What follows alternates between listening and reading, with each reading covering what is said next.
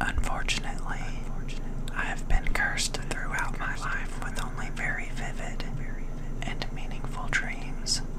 You might ask why this is unfortunate, but my answer would be because I can't ever seem to interpret the meaning of a dream until it is too late. For example, I dreamt of the collapse of the World Trade Center. In said dream, there were two structures, each assembled out of the flags of each country, seemingly every single one. Around the structures there were stick people of almost every color, seemingly oblivious to me and my extraordinary stature in comparison to their microscopic size. I could not move despite feeling like I could, and found myself trapped. Then, out of almost nowhere, came a pitch black ball, almost hard to see because it was so void of color, that destroyed one tower. The people began to cry and mourn for what had been lost. Then, another ball, just as black, came and wiped out the second. As opposed to weeping, the people became irate and longed to seek revenge. They started fighting, killing, ripping entrails out of their stick bodies. It was sick. At any rate, that is how these dreams are. Very vague and almost impossible to decode until the event occurs. This story isn't about my previous dream endeavors, but about the one I had last night. Let me start off by saying I smoked a lot of weed yesterday, but only because it aids in the repression of my intense anxiety problems. When I toke, I like to crank up the Dean Martin. It almost feels as if I float in the air, like a piece of paper falling when I am in the presence of his magnificent tunes. I smoked some crazy stuff, and it knocked me out like a light. It begins here. I could still hear, vaguely but definitely, a soft, non-vocal version of "Memories are made of this." Lights around me began to flicker to the rhythm of the instrumental, and in flickering changed colors. Colors that seemed to get more and more vibrant as the song progressed. I could taste the music, and it tasted like a delicious honeysuckle picked fresh in the wake of spring. As my senses erupted with stimulation, I began to contemplate existence, but not before I realized the setting. I was on an island, floating among nothing but flickering colorful lights and sensational big band. The island was roughly 4 feet by 4 feet. I sat in the middle, on a chair that seemed to belong in a school, somehow unafraid of falling off the island. The floor my chair was on was constructed of crude concrete, and edged in, probably by a pick and hammer of some sort, was a 2-word, 2-number set. It read, "Remember this, 03. I did. Then I sat up and continued to enjoy the beautiful show around me.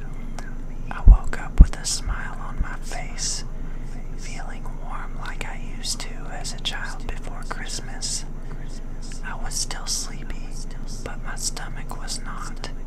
It growled like a grizzly bear mother that had her cubs torn from her. I got up and somehow managed to call Domino's in my days. I figured a large pizza would be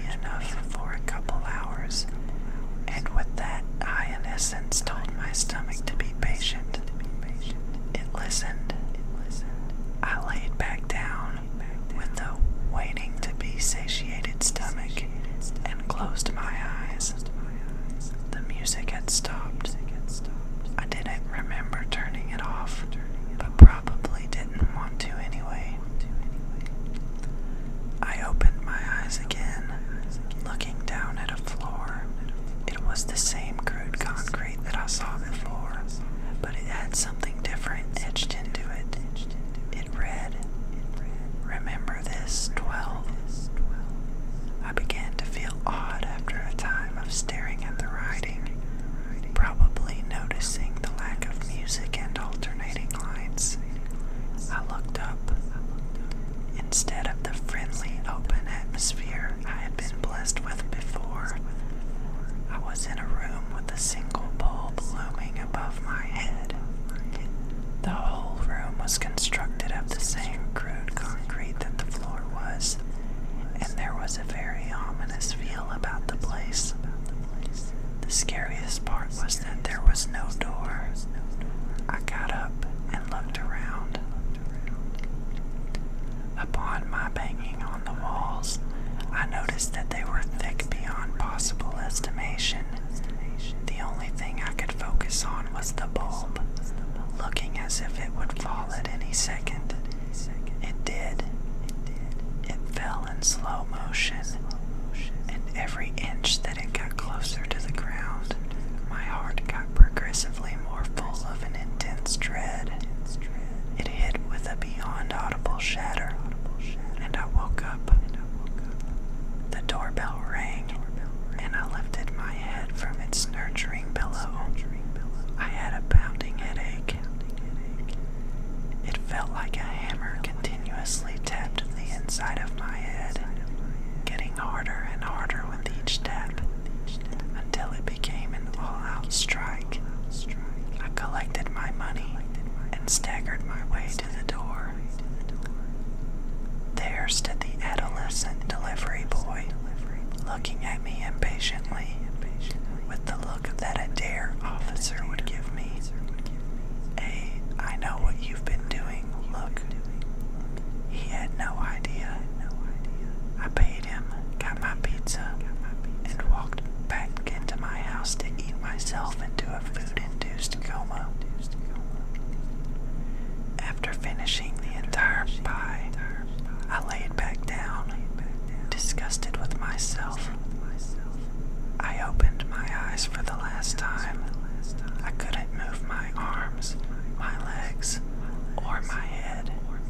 Instead of the school-like chair that I sat in before, this one felt as if it were made out of the concrete that the previous room was made out of, though it bound me to it via thick leather straps.